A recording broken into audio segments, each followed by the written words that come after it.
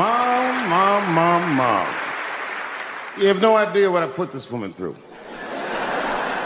If you had just given birth to me, that would have been more than enough. But the fact that she raised me and raised me well, we had a real oral tradition in our house. I knew the word griot when I was a little boy. A griot was a person in Africa who's charged with keeping the stories of the village.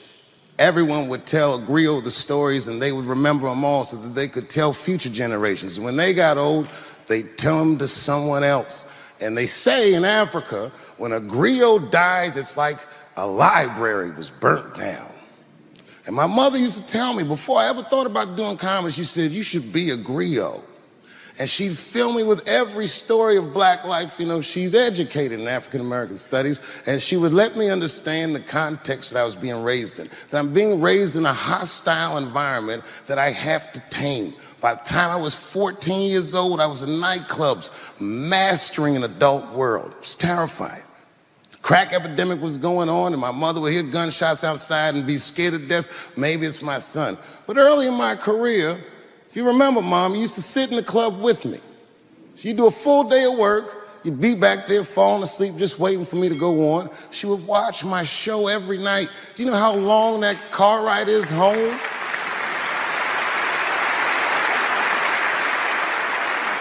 How many of you have ever heard your mother say, pussy jokes were a little too much tonight, son?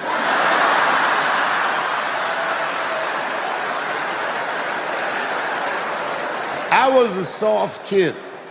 I was sensitive, I'd cry easy, and I would be scared to fist fight.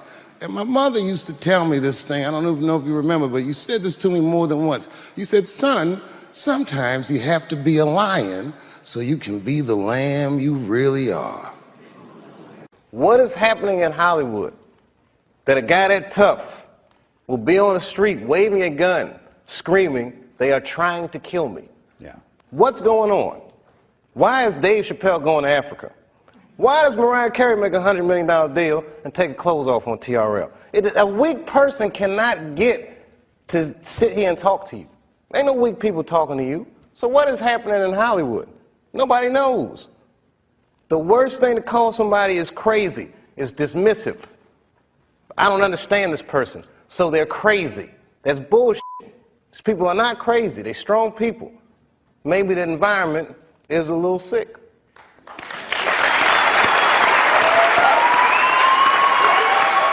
I gotta tell you something, and I don't talk about it often. Have you ever worked all your life for something and have it not work out? That happened to me. It was tough.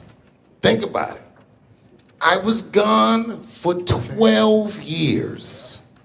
It's not a little bit of time. It was hell. I watched other niggas that I knew become very famous. I watched the world go on without me. I mourned the loss of it, and after a while, I didn't care. Coming back was terrifying. I understand what I am. I really do, more than anybody. Like when they write about me in history, I'll be dead reading it like, yeah, I knew they'd say that. I swear to God, this might be the noblest of professions. Robin Williams had a bar that I loved. He said, comedy is the only job you can have where you can use everything you know. And that's true. You can use more than you know. You can use what you think. Use it. Don't be afraid. Don't let these bitch-ass niggas button your lip. I watched one of these nature shows one time, and they were talking about how a bushman finds water when it's scarce. And they do what's called a salt trap. I didn't know this. Apparently baboons love salt. Okay. So they put a lump of salt in a hole, and they wait for the baboon. The baboon comes, sticks his hand in the hole, grabs the salt makes his hand bigger, and he's trapped. He can't get his hand out. Now, if he's smart, all he does is let go of the salt. Baboon doesn't want to let go of the salt. Then the bushman just comes, takes the baboon, throws him in the cage, and gives him all the salt he wants. And then the baboon gets thirsty. The bushman lets him out the cage. The first place the baboon runs to is water. The bushman follows him, and they both drink to their fill. And in that analogy, I felt like the baboon. but I was smart enough to let go. I think that America needs an honest discourse with itself. It's like the greatest country in the world by default. You know what I mean? But we could actually be the greatest country that ever existed if we were just honest about who we are and what we are and where we want to go, and if we learn how to have that discourse. Things like racism are institutionalized. It's systemic. You might not know any bigots. You feel like, well, I don't hate black people, so I'm not a racist. But you benefit from racism just by the merit of the color of your skin. There's opportunities that you have. You're privileged in ways that you may not even realize because you haven't been deprived in certain ways. We need to talk about these things in order for them to change. I do the show. I walk down the street, black people like it, white people, the generations, it doesn't matter, because it needs to be talked about. It's like the elephant in the living room that nobody says anything about. So when the Bigsby thing came out, there was a lady from Texas that called Comedy Central, I mean, damn near 100 times. She was furious with me. I wasn't mad at her for being mad at me. It's like, okay, that's good, you know. Not good that she's mad at me, but she's entitled to her opinion. And maybe she's right. I don't know. I just thought it was funny. That's what I did. I'm a comedian, man. That's how I look at the world, and that's what I'm spitting out. So I don't judge people or not like people for thinking. People that I love tell me I go too far sometimes. Maybe I went too far, but I did it. You know. And plus, the only way you know where the line is to cross it.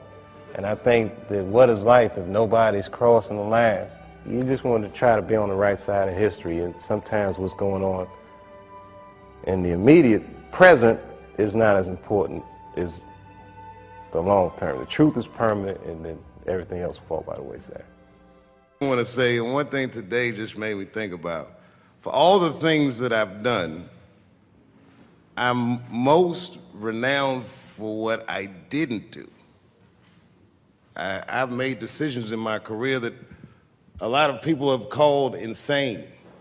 2004, had a $50 million deal on the table, and in a crisis of conscience, flipped the table over and walked away. Went to South Africa. Everyone said I was running away from the money. That is not true. In fact, I still want that money.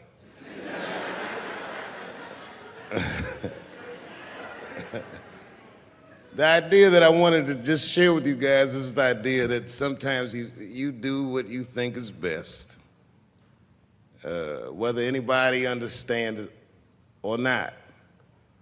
I heard a story about my father where someone told me he used to do statistics for a company in D.C. The company he did statistics for started doing business with the South African government, so he quit his job. It's caused a lot of problems between him and his wife.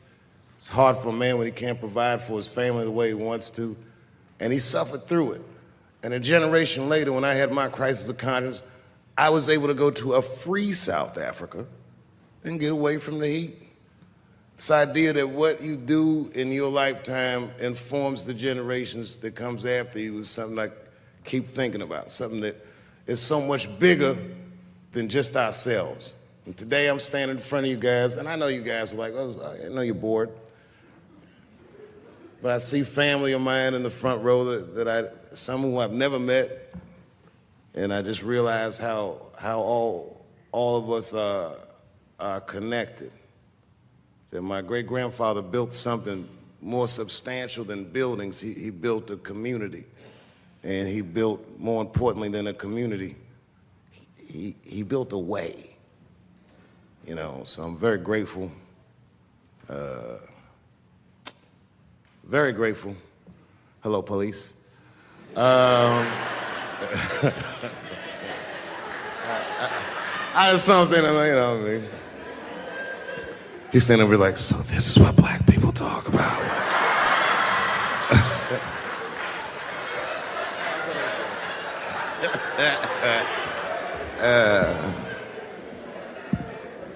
I just want you guys to remember, you know, that right now there's this thing where ethics aren't what they used to be. This idea that people are trying to replace the ideas of good and bad with better or worse.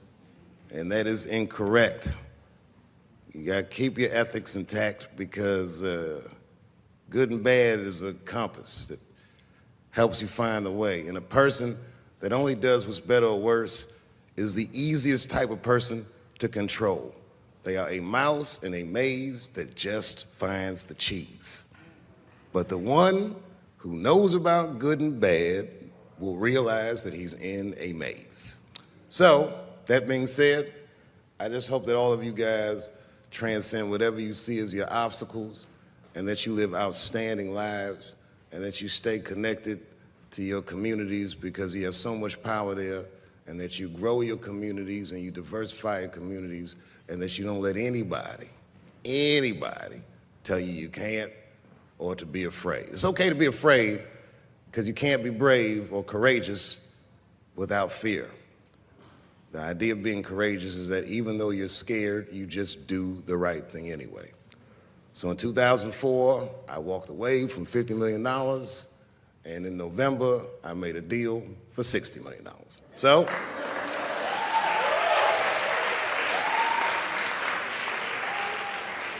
although I am not the most famous comedian of my time, I would like to know what their great-grandfathers did. I'm very proud today. Thank you very much.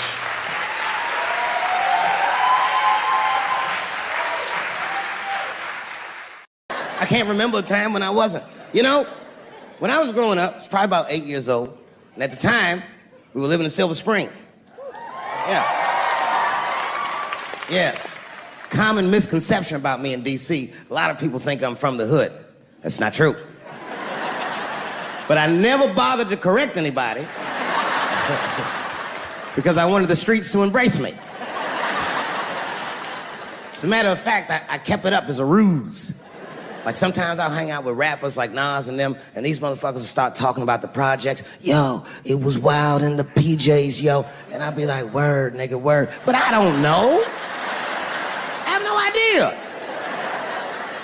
My parents did just well enough so that I could grow up poor around white people.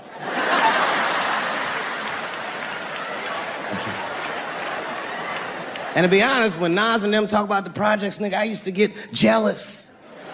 Because it sounded fun. Everybody in the projects was poor, and that's fair.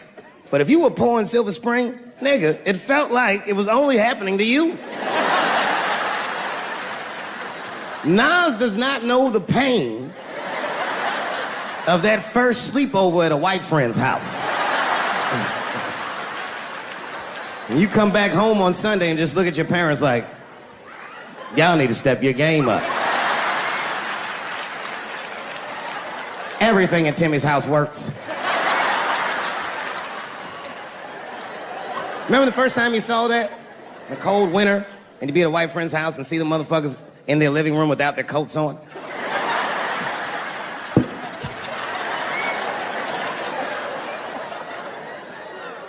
Timmy was one of my first white friends, like, in my life, man. He's a good dude, too. He moved to Silver Spring from Utah, of all places. I guess his family was affiliated with that Mormon church they got down there, and me and him used to hang out. And one day I was at his house, we were just hanging out, and Timmy says, Dave, why don't you stay for dinner tonight? I said, oh, man, I'd love to, but I can't. If I'm not home before dark, my mother will kill me. That was a lie. My mother had several jobs. I hadn't seen her in like 3 or 4 days. And the only reason I lied to Timmy was because at that point in my life, it was my experience that white dinner wasn't delicious.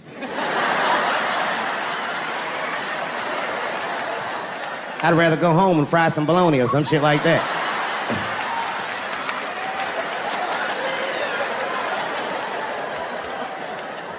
But then old Timmy threw me a curveball I wasn't expecting. He said, oh, it's too bad you can't stay, Dave, because Mom made stovetop stuffing.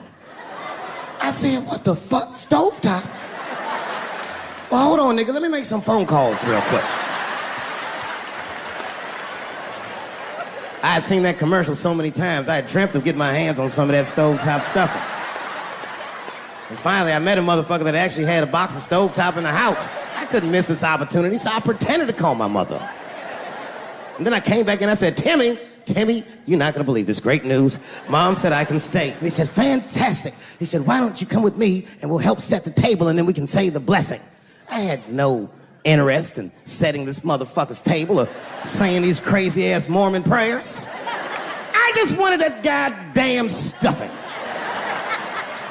So I told Timmy, I said, you know what, I'd love to help, but let me go wash my hands first. My plan was simple. Wash my hands slowly, and by the time I'm done, the table will be set, the blessing will be said, and all that there will be left to do is eat. Went to the bathroom. I washed my hands very slowly. I must have been in there for about 10 minutes. And suddenly, one of his mothers came to the door.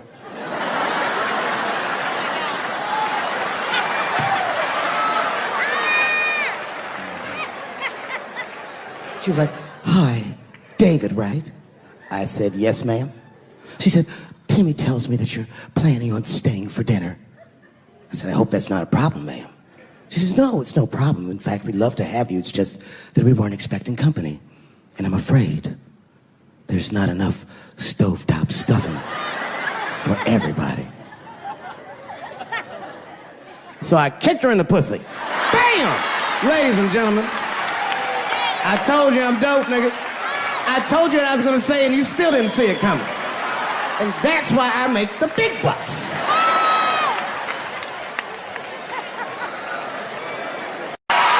Oh. I'm goddamn sick of it. This is the worst time ever to be a celebrity. You're gonna be finished. Everyone's doomed. Michael Jackson has been dead for 10 years, and this nigga has 2 new cases.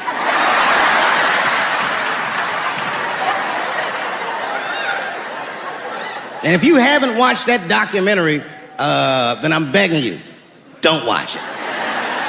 It's fucking gross. I felt like HBO was sticking baby dicks in my ears for 4 hours straight. Really nasty shit. I don't want to know all these things. Turns out, Michael Jackson allegedly likes a long gander at the anus. So they said he stares at people's buttholes. That's what they said. That's how gross the documentary was.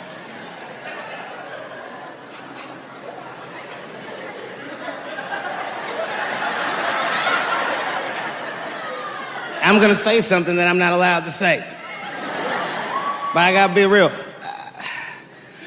I don't believe these motherfuckers. I do not believe it. But let me qualify the statement. I am what's known on the streets as a victim blamer. You know what I mean? If somebody come up to me like, Dave, Chris Brown just beat up Rihanna. I'll be like, well, what did she do?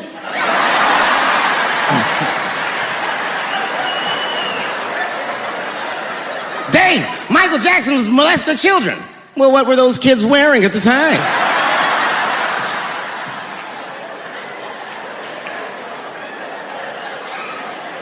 I don't think he did it. But you know what? Even if he did do it, you know what I mean? You know what I mean? I mean, it's Michael Jackson. I know more than half the people in this room have been molested in their lives. But it wasn't no goddamn Michael Jackson, was it? This kid got his dick sucked by the king of pop. All we get is awkward Thanksgivings for the rest of our lives.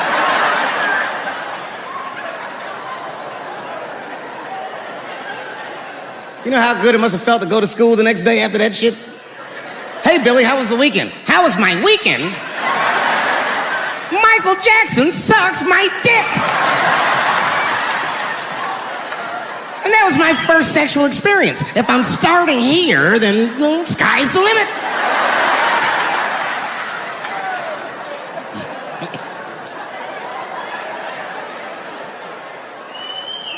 I know it seems harsh, but man, somebody's got to teach these kids. There's no such thing as a free trip to Hawaii. Yeah, he's gonna want to look at your butthole or something.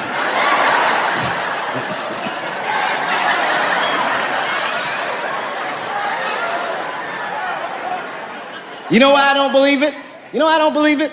Because if Michael Jackson's out here doing all this molesting, then why not Macaulay Culkin? Macaulay Culkin said in an interview that Michael Jackson never did anything inappropriate with him or even around him. Think about that shit. You know, I'm not a pedophile. But if I was, Macaulay Culkin's the first kid I'm fucking, I'll tell you that right now.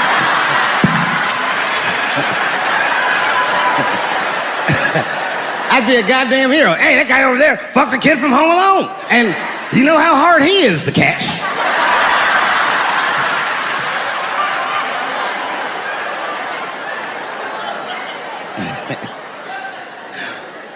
My mind's telling me no.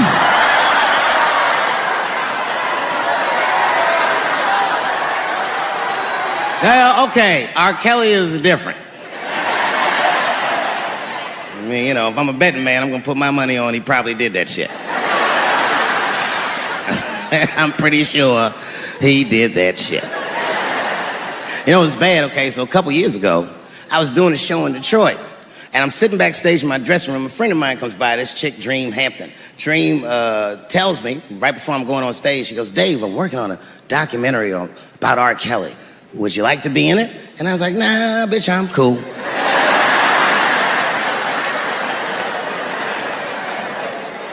I went on stage, I just forgot about the shit. And then 2 years later, the documentary comes out, Surviving R. Kelly. And when it comes out, Dream's promoting the shit, and she keeps bringing me up. She said, I asked Dave Chappelle to be in my documentary, and he said it was too hot for TV. Bitch, I did not say that. That does not even sound like how I talk. Oh, that's too hot for TV? I would never say that shit.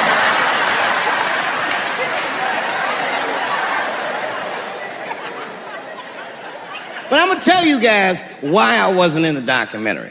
There's a very simple reason, and I cannot stress this point enough. The only reason that I didn't do it was because, and it's very important, I don't know this nigga at all. I don't know anything. I don't know anything that they don't tell me about. I don't hang out with this nigga, nothing. So what the fuck do I gotta be in the documentary for? This guy, R. Kelly, got another sex tape out now. Can you believe that shit? This guy makes more sex tapes than he does music. He's like the DJ Khaled of sex tapes. Another one. Like, damn, nigga. It's a lot of tapes. The new one's so bad that they didn't even show it. I've never seen anything like this. The prosecutor in Chicago came out in a press conference and read to the media a transcript of a sex tape. Have you ever heard of such a thing? This nigga read the sex tape. And it was so bad that R. Kelly sounded guilty in the transcripts. It's fucking amazing. 16 times the girl's age was mentioned. Isn't that crazy? This motherfucker is an idiot. He was fucking her like, yeah, this is the best 14-year-old pussy I've ever had in my life. And she was like, you like this 14-year-old pussy? He's like, oh yeah, I love this 14. I'm like, man, you need to shut the fuck up. You gotta give your lawyer something to work with. You're supposed to be on the tape like, this is the best 36-year-old pussy I've ever had in my life. And then your lawyer gonna be like, Your Honor, clearly my client thought that this woman was 36, as he mentioned some 16 times in the tape. They gonna know you lying though, you know what I mean? Everybody knows no such thing as good 36-year-old pussy.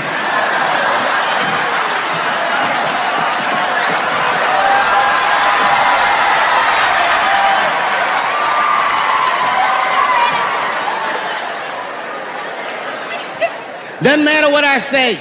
And if you at home watching this shit on Netflix, remember, bitch, you clicked on my face.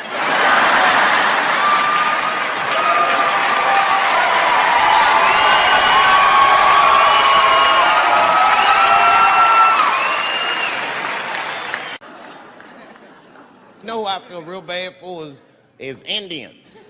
Everybody feels bad for Indians. They get dogged openly because everybody thinks they're dead. These motherfuckers are not all dead, all right?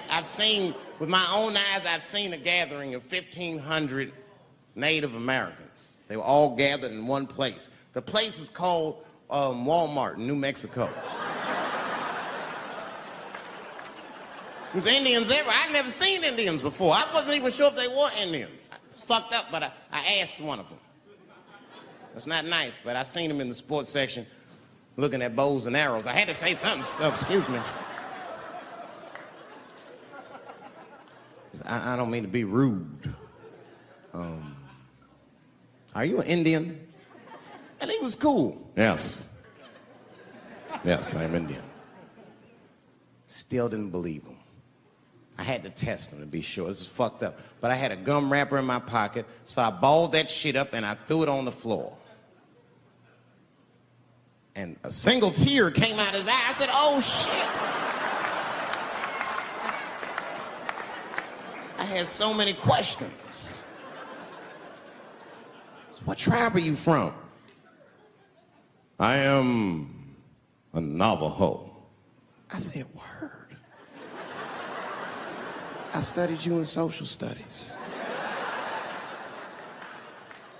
You're a hunter-gatherer, correct? He said, I guess so. That's what you wish to call it. I said, why? What do you call it? He said, I am an alcoholic.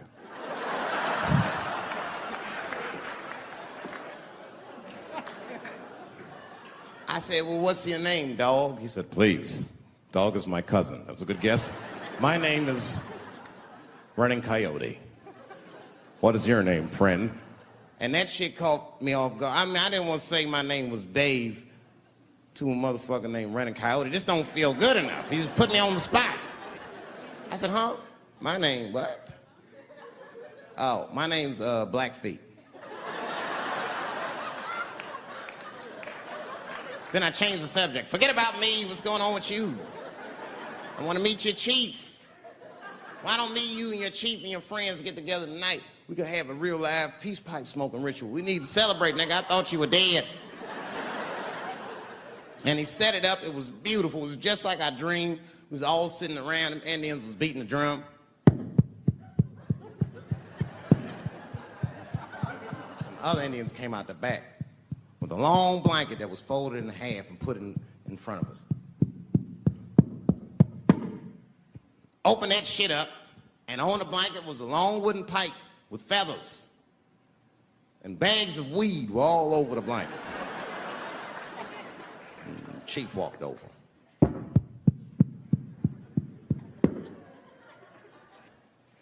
The big ones are 50. The little ones are 25.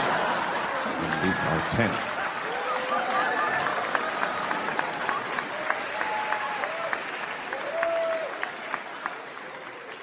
Me and those Indians got high as shit. I was baked. I told the chief, he was talking, I cut him off. Time out, chief. Sorry to interrupt. I'm fucking smashed, man. The weed's too strong. I'm itching. This is PCP. The spirits have got me. Chief, the spirits have got me. And the chief threw some water in my face. Calm down, blackface. Splash. I said, hey, it's Blackfeet, motherfucker. Take it easy.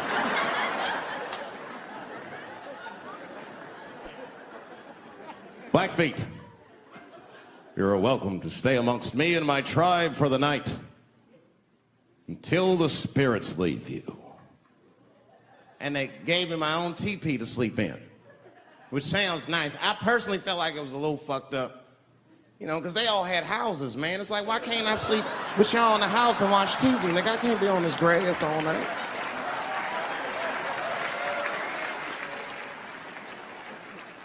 Yeah, Indians is rude, man. Everybody's rude. Indians, they eat nasty food. All they ate was corn and shit. Doritos, I think they call them. That's right. People only see the surface. They see the division in our foods. Just because I eat chicken and watermelon. They think that that's something wrong with me. Let me tell you something. If you don't like chicken or watermelon, something's wrong with you, motherfucker. There's something wrong with you. Where are all these people that don't like chicken and watermelon? I'm sick of hearing about how bad it is. It's great. I'm waiting for chicken to approach me to do a commercial, nigga. I'll do it for free, chicken. It's the least I can do. They make fun of Latin people for eating, what y'all eat? Beans, rice, corn. Listen, that's not a reason to hate a motherfucker, all right? It's funny, but it's not a reason to hate. The only reason these things are even an issue is because nobody knows what white people eat. You've been very good at keeping that shit a secret amongst yourselves. I study white people. You don't know that. I'm writing a paper on you. Not even for school, nigga, just to do it, just to get, I'm just doing independent research. I'm spending my money, that's why I'm working so hard. I follow you around grocery stores. They freak out. I just try to peek in the cart. They always say, get away from my cart, nigga. What are you looking at? Chicken and giblets are over there. You must be lost. These are vegetables.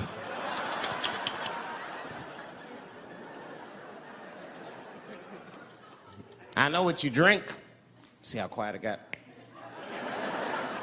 Grape juice. Surprise, motherfuckers, you didn't know I knew about grape juice, did you? Oh, don't play dumb with me. Look at what is it? A lot of black people don't have the privilege of knowing about grape juice because they have grape drink. It's not the same formula that you get. Ain't no vitamins in that shit. You might have one of your black friends over, Todd. Todd, would you care for a glass of grape juice? What? Nigga, what the fuck is juice? I want some grape drink, baby. It's purple. I don't think I know what a grape drink is. What? I have some apple juice if you want. What the fuck is juice? I want some apple drink. Scream.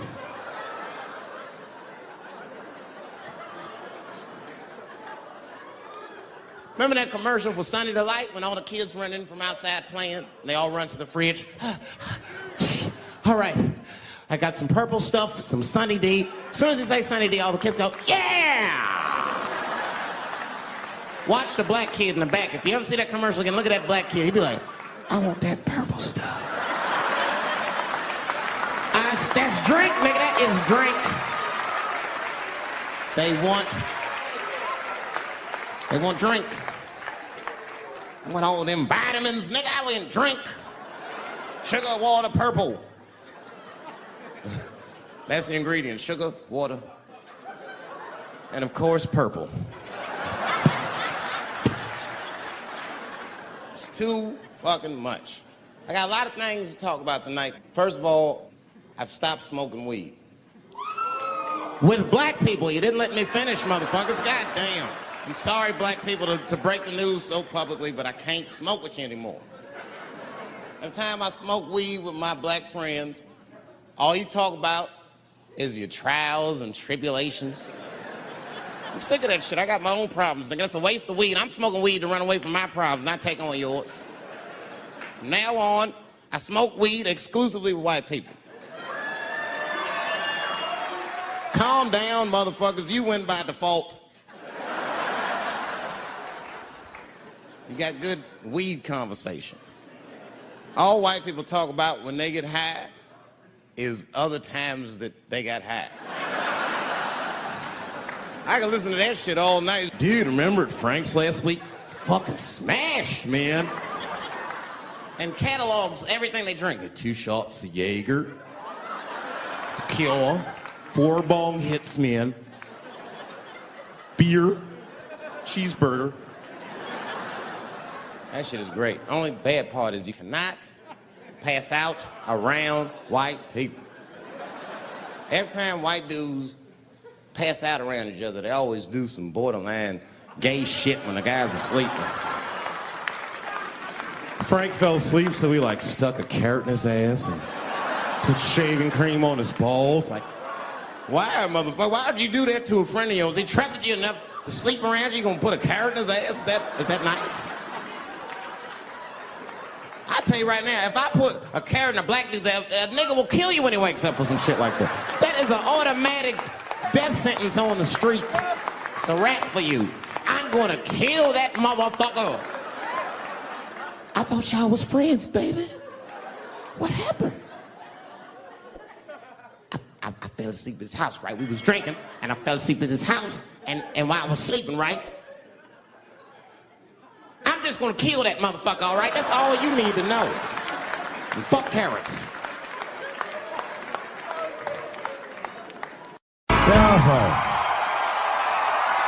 Thank you.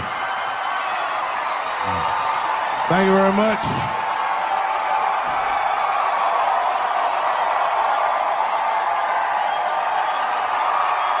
Thank you. What's going on? Good to see everybody out here tonight. Thank you. Hey, have a seat. Everybody be comfortable and relax. Oh my gosh, good to be back in Austin, Texas. It's good to know that plaid is back in. Most of the dudes I meet around these parts are dressed like a dyke in New York, so I'm glad to see that.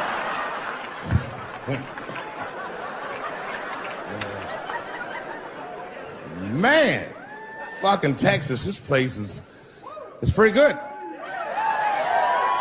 Pretty damn good. You know, I was in Santa Fe the other night, and a motherfucker threw a banana peel at me. Yeah, that didn't feel so good. Of course, it was a white person. Not to indict the whites, I'm just saying. And then not only did he throw a banana peel at me, but it was premeditated. You could tell. You could tell the peel was too brown, you know what I mean? It was like, you didn't eat that banana recently, motherfucker. You had that shit waiting on me. And the whole crowd was white, so it just got instantly creepy, and everyone looked like they were looking at 12 Years a Slave or something. They were all just like,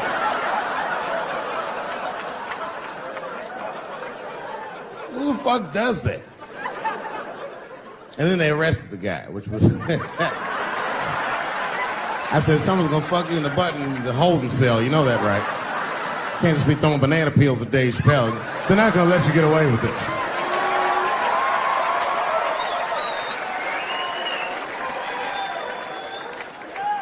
And the press called me up like, do you have a statement? A statement? For a fucking banana peel? No! I don't have anything to say. This guy was like fucking famous for throwing a banana peel at me. 20 years from now, he's gonna be tucking his kids into bed and the kid gonna be like, Daddy, tell him about the day that you threw that banana peel at that nigger in Santa Fe. Boy, I'll tell you what, that black motherfucker saw his name up on the marquee about a week before. I said, man, if I could just get close enough to meet him, throw a banana on that nigger and show him how. Fucking banana gate. I didn't even want to press charges. You know, this has happened to me before. No, sir, it's not a banana. I live in Ohio, right? So this is like a few winters ago. Oh, I didn't know you would ever clap for that. Well, all right. That's the first time that shit's ever happened. Ohio! Anyway, I live amongst the whites. Small town in Ohio. And it was wintertime, and it had snowed recently, so there were huge snowdrifts on the street. I was walking with my sister. Now, my sister was dressed in all Muslim garb, as were her children. And I was dressed as Dave Chappelle. And we were walking and just talking about something, and a car sped around the corner, and the window came down, and somebody threw a snowball and hit me right in my shoulder. I didn't know what was going on. Why was this happening? Because I'm black? Because she's Muslim? Because I'm Dave Chappelle? I couldn't tell. But again, I knew it was premeditated. Because who the fuck has a snowball in a warm car? Way through, lady, because he went around the corner and got stopped at the red light. He was caught in the traffic. So then I ran out into the street and I just tapped on his window. Hey, my man, can I just talk to you guys for a second? Come on out for a second. I just want to talk to you. There's 4 young white dudes in the car. They were like, just chill, bro. I said, relax. I just want to talk. Now, this is an old black trick. Really, I didn't want to talk. I was going to fuck them up.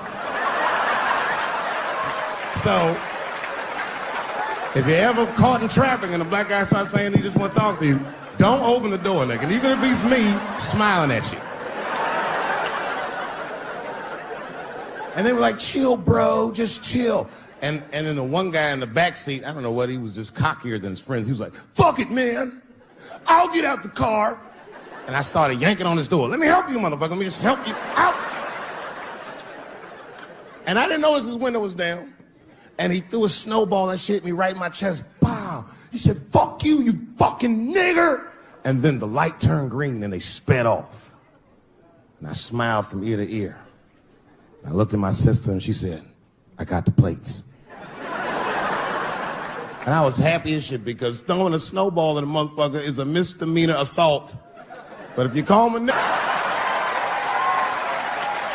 me and my sister start dancing, we gonna send this motherfucker to jail. Now, I didn't notice it, but while I was yelling at him, a crowd of all white people had formed because it was an all-white town. And I was like, uh-oh, I thought I was gonna get jumped. And one of them white guys stepped down and was like, I didn't like that at all. This is not what this town represents. I don't want this goddamn stuff in my vicinity. And another white guy was like, yeah, I didn't like it either.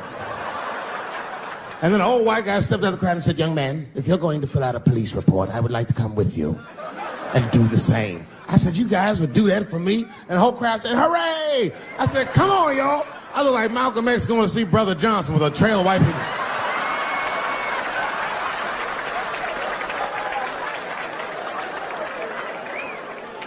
Unreal. Hour later, we was all just sitting in the police station, and the police came in. They're like, well, Mr. Chappelle, 16 identical police reports. We ran the tags, 2 young men that had their mother's car. We have all 4 suspects in holding. Their mother is here. It's up to you. Whatever you want to do. If you want to press charges, we'll move forward. Sorry about that, officer. I'm a little flustered. I've never been in a position where I could decide the fate of white children before, but it's weighing heavy on me, sir. And I really can't decide. And I saw a lady pacing back and forth in the hallway, and I said, is that? He goes, yes, that's their mother. Well, can I speak to her before I make a decision? And when the mom came in, she saw it was me. She busted out crying. Oh, God, oh, no, I don't want him to go to jail. I am so sorry. I didn't raise him to do this. We love your comedy. We love you at the house. I said, miss, please, just, all right, look, I don't necessarily want your son to go to jail either. But what he did was pretty fucked up. So, is there something we can do short of jail just to let him know that he's wrong? She goes, oh, I don't know. What did you have in mind? Miss, I've never been in this position before. Oh, you know what we could do? I don't know if I'm asking too much, but maybe if you could just suck my dick a little bit. Just a little bit. I'm not gonna finish. I just want you to do it enough so that I can tell him you did it. I'm kidding. I wouldn't do that to anybody's mother. Maybe my kid's mom, but that's it. Ebola was in Texas. Ebola made a visit. Killed that man in Dallas. 5 days that man melted to death. What happened to the brother in Dallas? Where was the secret serum is what we all said. I remember in the beginning of Ebola, there were 2 American doctors that got sick in Africa. They flew them in a private jet straight to Atlanta to the CDC. I didn't even know CDC saw patients. There it was said they administered what the New York Times called a secret serum. I don't know what's in it. It's just like Colonel Sanders' recipe. But both of these motherfuckers survived. These doctors, thank God, are healthy. They are out there somewhere tonight at Whole Foods, touching vegetables, walking around. Everything's okay. Hey, Frank, how are you? Oh, you didn't hear? I had Ebola last week, but I'm doing all right now. I was bleeding out of my eyes and anus, so I got concerned, but I'm okay. What happened to the brother in Dallas? They just rubbed some Vicks on that nigga.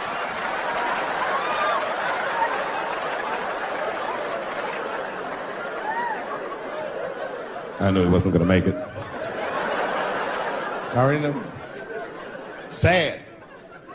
I saw in the New York Times, they said Ebola is the new AIDS. Whew. Isn't that something? Here I am thinking that old AIDS was working just fine. And they already have a new AIDS out. Isn't that amazing how they do that? Isn't it weird how there's a disease that just starts in 1980 and it doesn't kill anybody but niggas, fags, and junkies? Isn't that a fucking amazing coincidence that this disease hates everybody that old white people hate?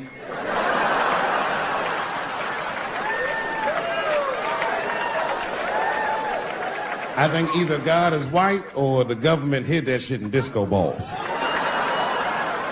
Only fun people get AIDS.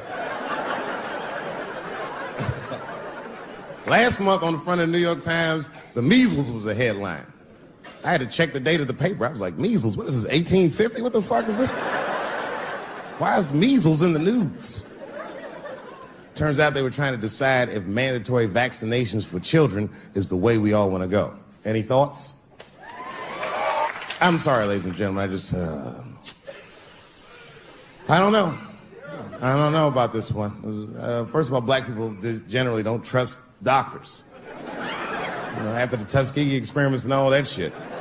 More importantly, don't forget Michael Jackson was killed by a doctor. Granted, he was doing drugs, but if I was a heroin addict and I had a licensed physician injecting heroin in me, I should survive that. I'd just be looking like, oh, I'm good, right? I'm good? It's not too much, is it? Dr. Butterfingers killed Michael Jackson. After that, I was like, fuck going to the doctor. The fuck am I getting my kids vaccinated for an old-ass disease like measles? This is ridiculous. You might as well give them a diarrhea shot if you're so worried. Diarrhea has a bigger body count than the measles do. You know, diarrhea is funny today, but 100 years ago, if your ass had diarrhea, you were a goner. There was like a 0 chance of survival. You get that first squirt, uh-oh. Better start getting my affairs in order. But I don't have much time. It's diarrhea. It's very serious. You just watch your buddy slowly die in a pool of his own shit. I give up diarrhea. Nowadays, your buddy just be like, oh, well, you got diarrhea? Just eat a banana, nigga, drink some water. Let's get to the club. Still make last call. Tough time for the blacks.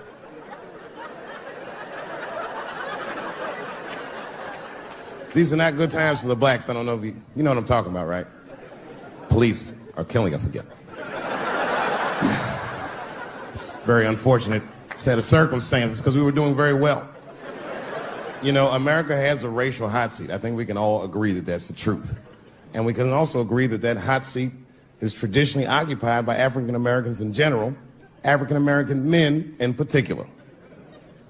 Although I can see that in recent years, that seat has been occupied by Mexicans, and I dare say Arabs. And we, the black Americans, would like to thank you both for your sacrifice and your struggle. We needed a break.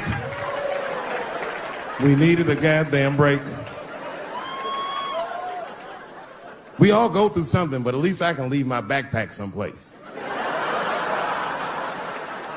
If you Arab and forget the backpack, you got about 20 minutes before they send that robot to blow your shit up. Fuhad. Now ISIS is #1 on the terrorist charts. And ISIS is fucking scary. Because if ISIS catches you, they're going to cut your head off. That's what they do. I've seen them do it on YouTube. It was fucking awful. He looked right in the camera and say, Obama, I am back.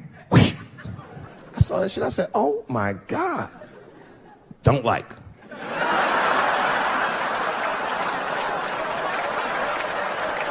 How is this guy cutting people's heads off on YouTube? I can't even post a dick pic, and this motherfucker is decapitating people.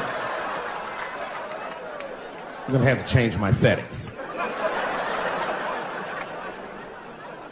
You know, everyone has it hard, but I think harder than black people and harder than Arabs and harder than Mexicans, you know who has it the worst? Fat black people.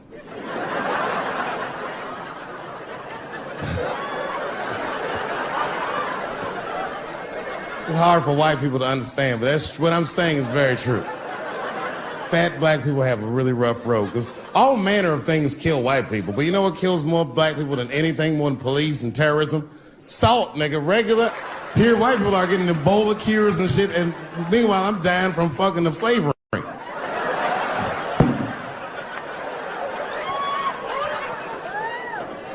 Look, honestly, I'll stop talking about it. Let me say this, though. Let me just say this. Can we all just say that we've seen it coming? Were you surprised? It's like when that guy threw that banana at me. Do you think I was surprised? Hell no. I've been in show business 30 years. I was expecting this banana. I knew one of these nights, it's like somebody gonna throw a banana at me one of these nights, niggas. Because that's how it starts, with the name calling. Like that Paula Deen. Remember Paula Deen got fired from the Food Network? If you know anything about show business, it is really hard to get fired from the fucking Food Network. And they dropped that bitch like a hot potato. All because she called somebody an N-word 30 years before she had a show. I don't know who she said it to, but whoever it was just looking at her like, I'm gonna get you for this bitch. That shit came back 30 years later like a Bill Cosby rape and sunk a battleship.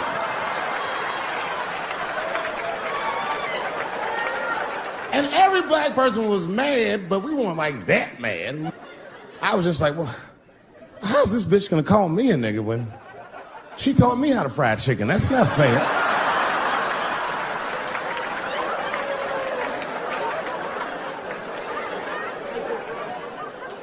I think Donald Sterling shit was more serious.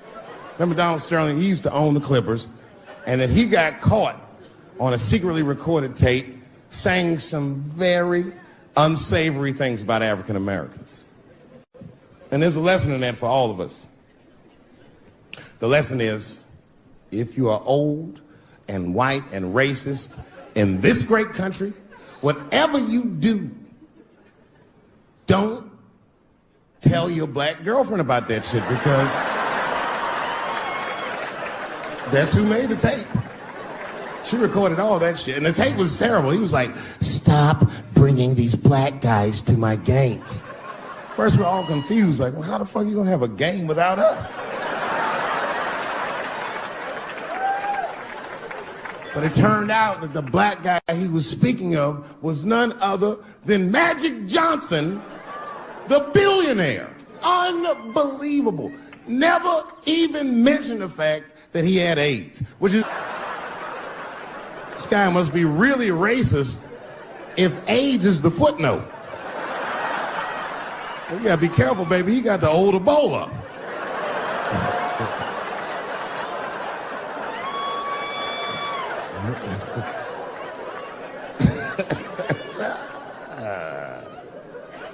You can say what you want about that girl, but I'm gonna tell you right now, she is a goddamned hero. Because you might have thought these things were happening before, but now you can see it all in front of you without a shadow of a doubt. That shit actually went down. She sucked that old guy's dick. She really took one for the team on that one. It's really gross. This dick is like 80 years old. It's like tasting history. Like 5 wars on it, civil rights movement, Great Depression. This guy's been fucking from 40 years before Bill Cosby's first rape. This is a very old man. It's a very old penis. But all that shit is still, it's just name calling. Like, name calling does not break the modern black man. That's not gonna do the trick. I don't give a fuck about that. Like, if I went to Kentucky Fried Chicken, Ku Klux Klan, hood on top of their head, what do you think I'm gonna do in this day and age? Run out of Kentucky Fried Chicken? Not if I'm hungry.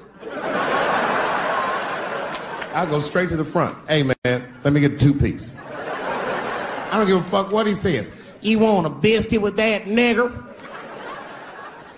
I thought it came with a biscuit. What's all this attitude? I want a 2-piece. Chop, chop. You know what it is. But I'm not going to be mad. Why would I be mad? He's the one that's got to work at Kentucky Fried Chicken, not me.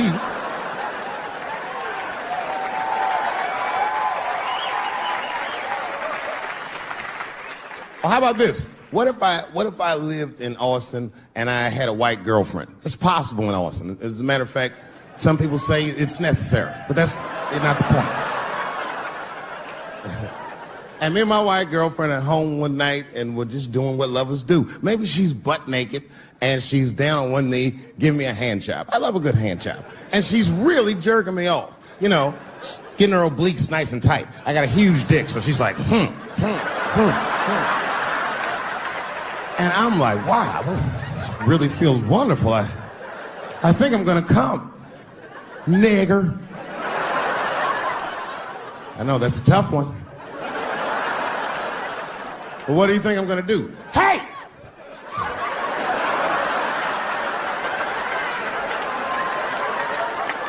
That's no time for integrity, ladies and gentlemen. I'm busting that nut in her face. I'll sort through the ethics later. But I'm what they call a man of his word. If I say I'm coming, oh, I'm coming. I don't give a fuck what happens. God forbid somebody could shoot me. If I say I'm coming, it's still like, oh.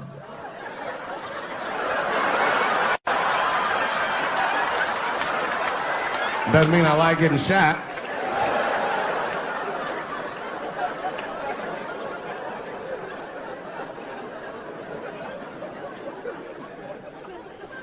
Boy. Yeah, tough time for the blacks.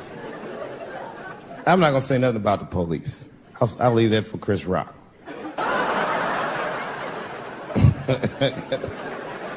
The other big sports story was fucking Ray Rice's tape.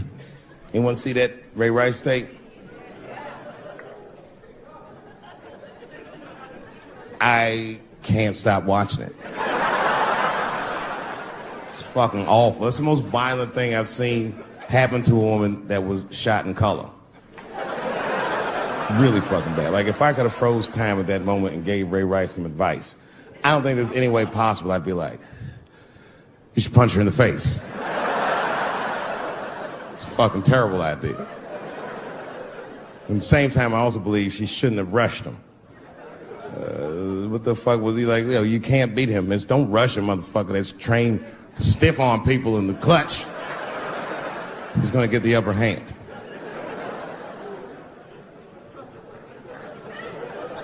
Only reason I bring him up is because, you know, he's about to play football again.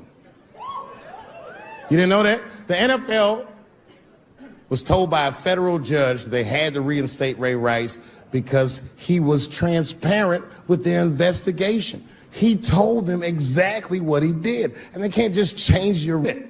That's like if I'm hanging out with my buddies and I'm like, hey guys, guess what I did last night? I fucked this big fat girl I met at the club. And they're all like, oh shit, Dave, that's crazy. And then they see a tape of me doing it, and they're like, we can't hang out with you anymore, Dave. That's not what this crew is all about. I'll be like, what? I told y'all what I did. What's really fucked up is the tape was made before they were married. Isn't that weird? I don't know why she'd do that. I don't even know why he would do that. As a guy, would you want to live with a woman that you had once punched in the face with all your strength? That's some very bold color purple type shit. Sealy, come out here and shave me.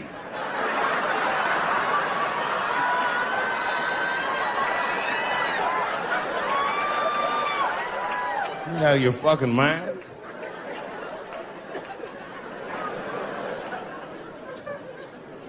I had to ask an older friend of mine just to get some perspective. This older black dude.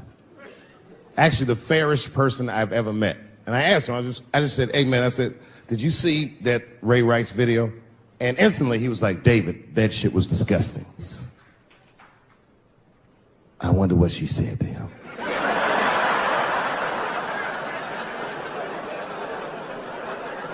I don't think that matters. I think the idea is you're not supposed to punch her in the face. My wife says terrible shit to me. My wife once called me a pussy in front of dinner guests. I know, I started to get mad, but then I was like, fuck it, she's probably right. I am a pussy, I admit it. I'm soft and warm and persuasive like a real pussy. Right. And then I told her, I said, and if you don't take care of me properly, I might stink like your pussy. Oh, we fight dirty at the Chappelle household. It's not a big deal. No. If you want to get to the bottom of a matter of the heart, what you're supposed to do is ask a woman. Now, actually, there's two women that I know. They're both college professors in this little area I live in. And I meet them twice a week at Starbucks for coffee. Talk about important shit.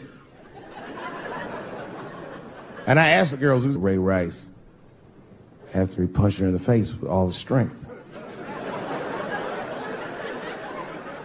And one of my girlfriends said, David, you need to wake the fuck up.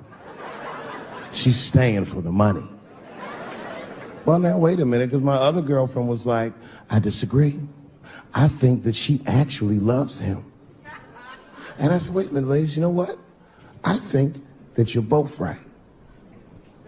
And what I was doing when I said that was preserving the possibility of a threesome with these bitches. I've been chipping away at this pussy one cup of coffee at a time for like 4 years. I was gonna throw all that hard work away with some Ray Rice shit. I don't care that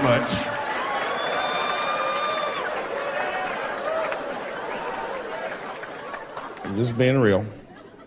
It's fucked up, man. It's a tough time for the blacks. I love you too. And then here comes the banana peel. I'm waiting on it any second. You know, that's how it starts. I saw in the paper today that the guy that threw the banana at me got arrested again because he threw a banana at another motherfucker in a bar in Santa Fe. Look it up online after the show. He actually did that. And that guy was black too. You know what the guy said he did it at night? He said, I did it because Dave Chappelle is racist. So, nigga, that's not the best way to handle that if I am racist. What if Martin Luther King just went around throwing tuna casserole on white people? Would that work? Huh? I seen your girl bubbling. She's drunk as hell, buddy. Listen, sir, I don't know what she's saying, but just take my advice. Get some water in her, or you're gonna have some dry pussy when you get home.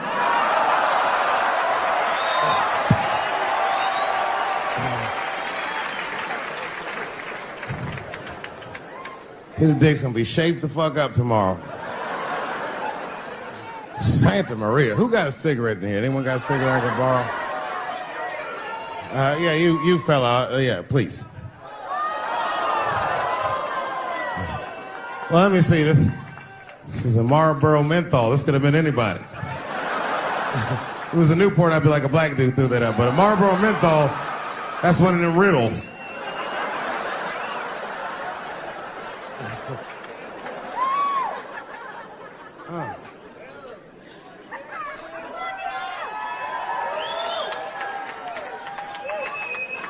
Is the word pussy offensive?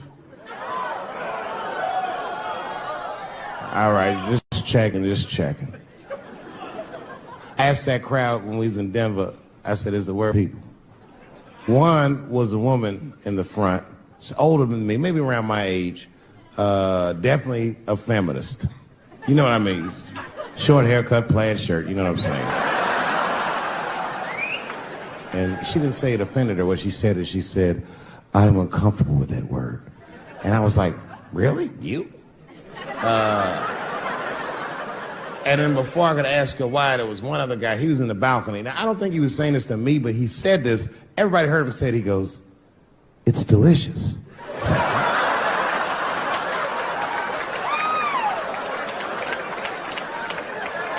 I don't think I've ever heard pussy called delicious before in my life. Now, this is not to say that it's bad, but it's definitely an acquired taste. I don't think any of us tasted pussy our first time like, hey, it's good. It needs something.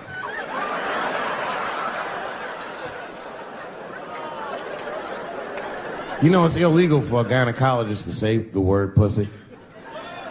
They can only say vagina, or they can name individual parts medically, but they can never say shorthand, even if the gynecologist is a woman. I feel like if it was a woman...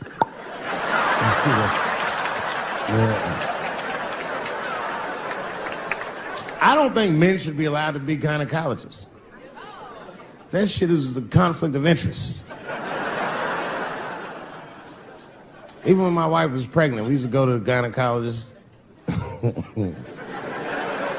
And he'd put her legs up in that stirrup like this. He'd be like, "All right, Mr. Chappelle, just try to relax." I'd push it back up, motherfucker, I got this. Just tell me what to look for.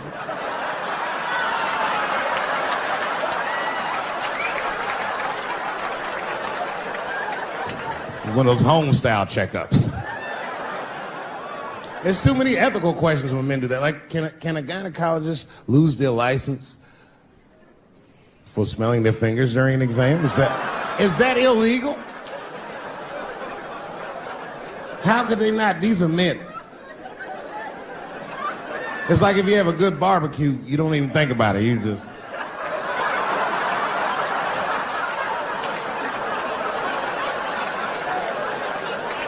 The word pussy is only offensive if you're older. People my age and younger, I don't think we dance to that shit. That song come on the radio, say, "I beat the pussy up." That's not a song. It's like nothing like a love song. There's no tracks of his tears, no midnight trains to Georgia. This man simply beats the pussy up. Unbelievable. You don't even know if he's having sex with these women. They might just pull their pants down. He'd be like, "Bah! G-Unit."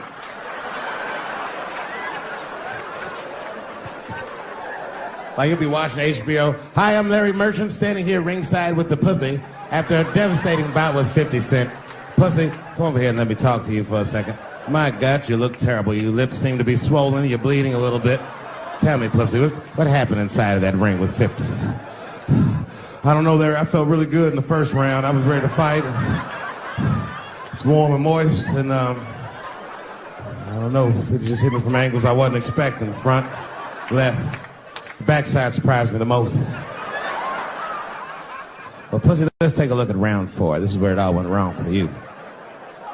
Here you come out of your corner, pussy. You fight really good. It looks like you got 50 with a right and a left, but then 50 slips you a jab, and there, right there. You see that? He punches you right on that little bean thing you have on the top of your head. I don't know what that is. There's 50 just pounding away at that bean over and over, and that pussy gets rattled around like that. I don't think I was thinking anything, Larry. You know, I'm a real good defensive fighter. It's real hard to get to me. I've never been punched directly on my bean before. As a matter of fact, most fighters don't even know that bean exists. I guess he just hit me there and I lost control of my legs. I don't know what else to tell you. I like when Lil Wayne talks about pussy, because Lil Wayne used to have that song. He'd say, "I got a bitch that plays movies in my jacuzzi." And then it goes like this. "Pussy juicy." That shit always makes me laugh, because no guy says that, you know what I mean? Only Lil Wayne would say some shit like that. If he was fucking a girl, she's like, "Is this pussy good?" And I can be like, "It's juicy. It's good." The pussy was juicy. That's why I'm not Lil Wayne, because if I was in a hot tub with a girl and I could tell that the pussy was juicy while I was in the hot tub, I'd probably get out of the tub. I'm a germaphobe. I just picture Lil Wayne like, "What is this strange oil floating in my hot tub water juice?" That shit was so funny to me, I must have wrote like no less than 40 jokes with the punchline pussy juice. And all of them work to some degree 100% of the time. I'll do one more just so you believe it, okay? All right. And this next piece, it's a special episode of CSI. For some reason, Lil Wayne's guest starring as the lead detective, okay? That's the setup. Are you ready? Here it goes. Has anyone else been on this crime scene? No. It's very strange. This place is virtually undisturbed. No forced entry. No sign of a struggle. Shine your flashlight right here. I just slipped in something. What is this? What is this? It glistens in the light. Smooth to the touch. Pussy juice.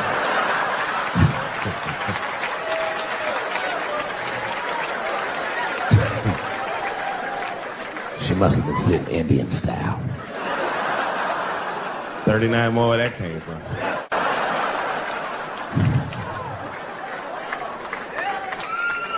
Everybody's mad about something. Recently, I got attacked online by some gay bloggers, and it hurt my feelings. I have no problem with gay people, but I fucking hate bloggers. I'm not saying it because this person was gay. They was acting like a bitch online. They was like mischaracterizing my jokes, trying to make a point off of me, when it's like, yo, I'm your ally, motherfucker. I'm not trying to stop gay people. I got better shit to do. This motherfucker was saying things to try to get gay people to beat me up. Seriously, he was like, Dave Chappelle's jokes. I don't know how he actually talks when he's making his voice up. Dave Chappelle's jokes were an affront to the manhood of all gay men. What the fuck does that mean? I didn't say anything that would allude to gay men not being men. I know you men. In fact, what could be manlier than fucking another guy in the ass? It's the most gangster shit I've ever heard of in my life. I told you I'm not cut out for that. I'm a pussy. You know what I said? That's all I said. First of all, I'll tell you right now what I said. And I will tell you that this was not a joke. It's a true story. And I just happened to tell it. All right, what happened was I went to a gallery party, all right? I don't know who in here has ever been rich before, but these are very nice parties. You know, wine and cheese and ball of conversation. And there was a few eccentric types, one of which was a very wealthy man that happened to be wearing a dress. I don't know what you call him, man. It was a tranny or a drag queen, perhaps. Whatever it was definitely a man. And this man was definitely on drugs. I don't know what kind of drugs he's on, but I knew he had too much. He didn't look good. It's like this. He's like, he looked sick. And all his friends were standing around him, concerned, trying to revive him. I don't know whether he looked like some kind of gay CPR. There was fanning and shit.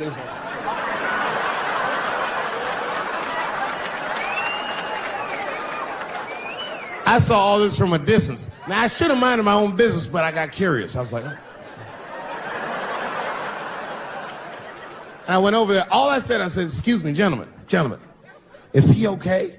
And then they looked at me like I was evil. Oh. She is fine. I'm sorry, I didn't know this is what we were doing. Here's my thing. I would support anybody's right to be whoever they feel like they are inside. I'm your ally in that. However, my question is, to what degree do I have to participate in your self-image? Is it fair that I have to change my whole pronoun game up for this motherfucker? That doesn't make sense. Seriously.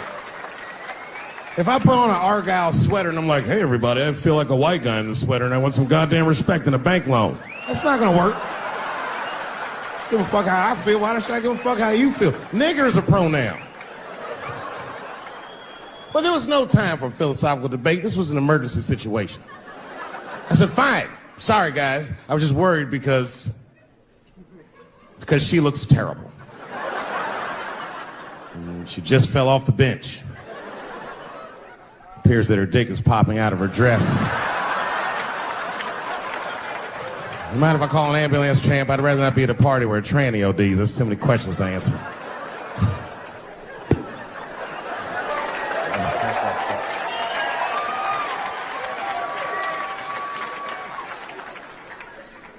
Okay, I've been through this before. I had a friend from high school. Now, in high school, this guy was a thug, Will, right? He was a fucking dope boy. He did it all. He's a wild dude. People used to be very scared of him. And then after high school, word on the street was he'd come out the closet.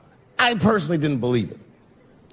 I bring him up because last year, he calls me out of the blue like, yo, what's up, man? I got your number from so-and-so, and I heard you're going to be in New York doing a show. Could I get some tickets? I was like, fuck yeah, get some tickets, man. How you been? He said, well, we'll catch up at the show, man, but yo, I appreciate it. I'll see you soon. I said, all right, man, take care. And I was about to hang up, and I couldn't resist. I was just like, hey, nigga, I heard you was gay. What's going on with that?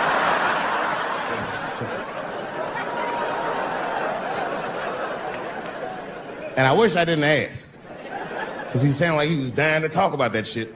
And he had a long story about it. And it's not that I didn't care, but I was, I don't like talking on the phone. I was watching TV at the same time.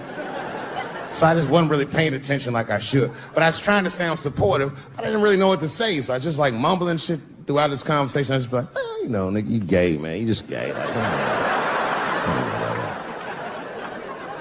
This went on for a while, and then finally I had to say something like definitive to get him off the phone. And I was like, hey, man, you know what? Don't let people get you down, all right? And the next time someone tries to make you feel bad about yourself, just remember, everybody fucks funny to somebody.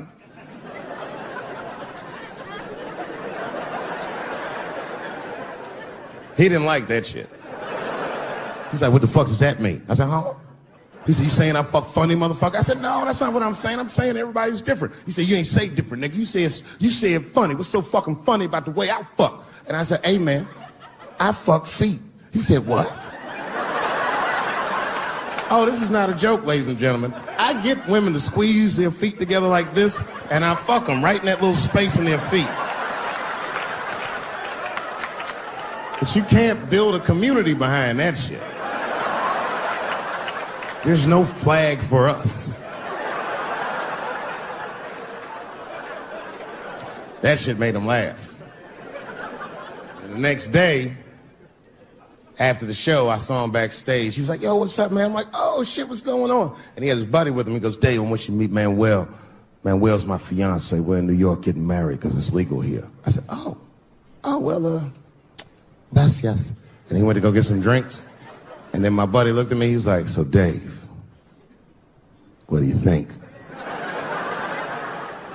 And I started mumbling again. You gay, nigga, you just gay. He said, yeah, I'm a little nervous about getting married, man. It's a big step. I said, yeah, it is. It's a big step. He said, well, you've been married for a while. You got any advice for us? No, I'm married to a woman. Sorry about that. And they corrected me. He said, no, you married the person that you love. So it's essentially the same. I said, man, the problem with that statement is that it makes the assumption that I love her. But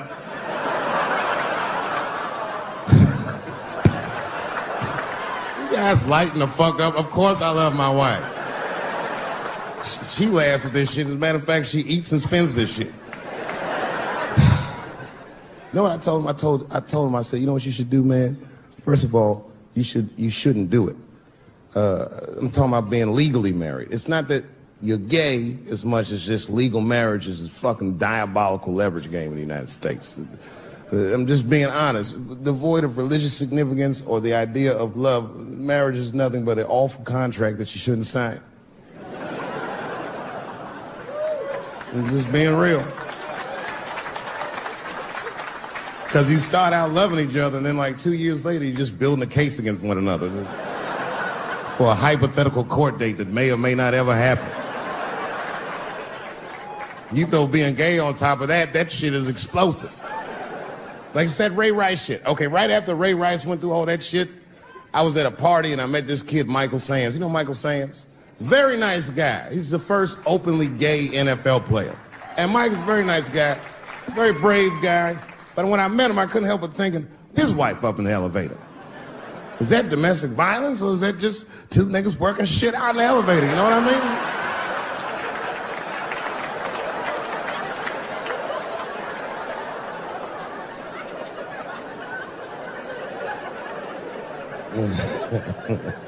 Anyway, I give all married men the same advice, gay or straight.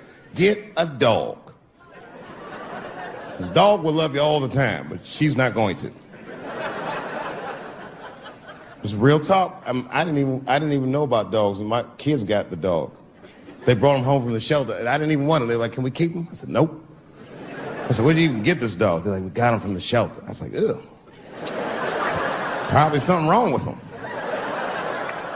Can't keep him." And then my kids started crying and screaming like the dog had gambling debts. "Please, Dad, if you don't let us keep him, they're gonna kill him." I was like, "Oh. All right, you can keep him." And this dog was a menace. I hated his guts. Then one night I had smoked a bunch of weed and I was eating a sandwich. And Baba came over. Baba's a dog. He came over and was staring at me.